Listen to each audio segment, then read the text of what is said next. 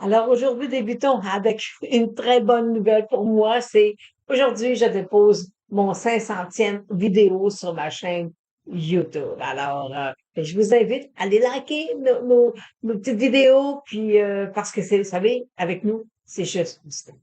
Et en même temps, ben, si janvier va, tout va, vous savez que cette phrase-là, c'est si le mois de janvier est positif, généralement, le reste de l'année, on devrait terminer l'année positivement.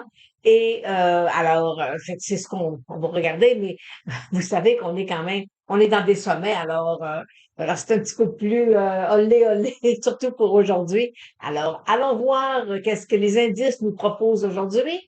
Et aussi, on va faire un survol sur les titres qui ont déposé le résultat aujourd'hui, ce matin, et ceux qui, après la fermeture des marchés.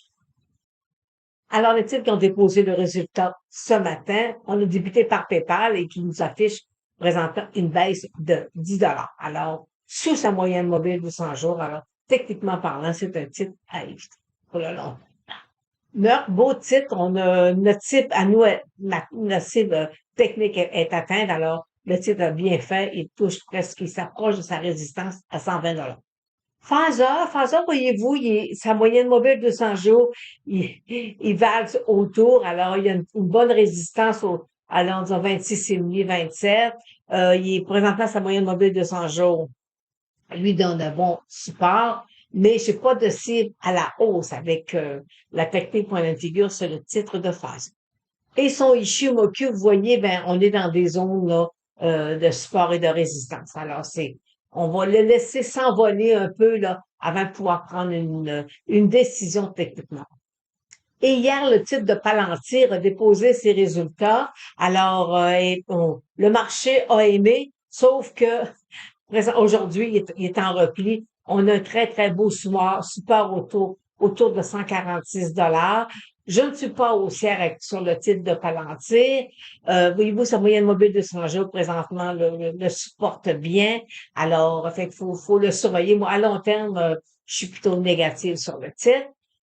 Et la technique Ishimoku nous le confirme. Voyez-vous ici, là, il y a des résistances sur la tête. Alors, techniquement parlant, je pense que c'est un titre, pour l'instant, pour les gens qui sont des titres à long terme, techniquement parlant, un titre à éviter.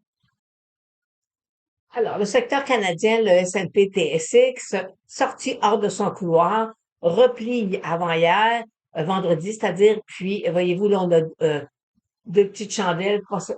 Généralement, on va avoir trois petites chandelles de hausse. Alors, avec, on voit très bien là, que ce que le secteur orifère, c'est quand même, c'est venu jouer dans le secteur. Mais je vais aller vous présenter quelque chose d'autre tantôt.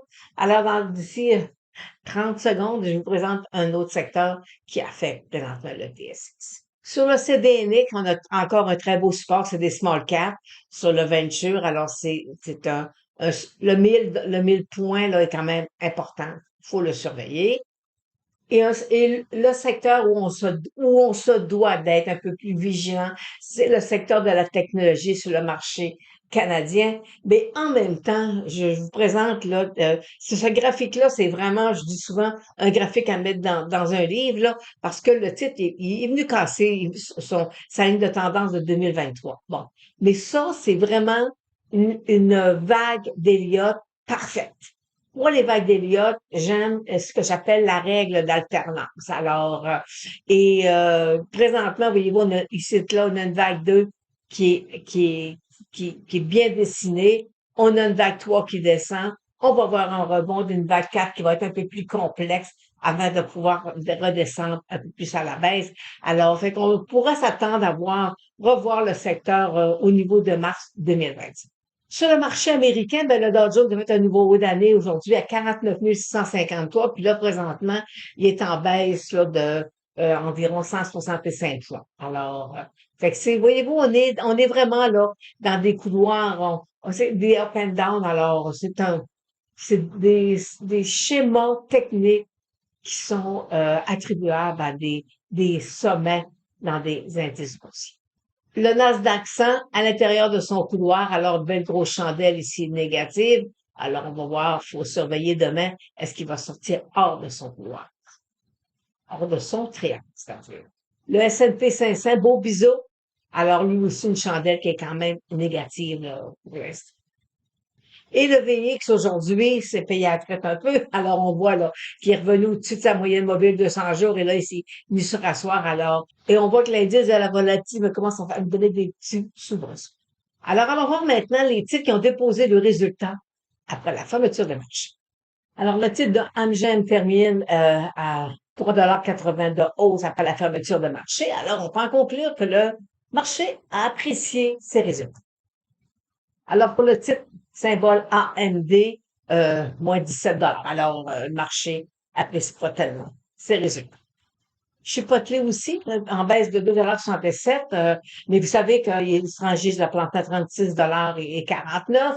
Mais c'est un titre qui a été fractionné. Hein? Alors, fait que il a descendu un peu plus. Tout à l'heure, la baisse était un peu plus prononcée. Alors, on va voir demain comment les marchés vont se comporter avec le titre de Chipotle.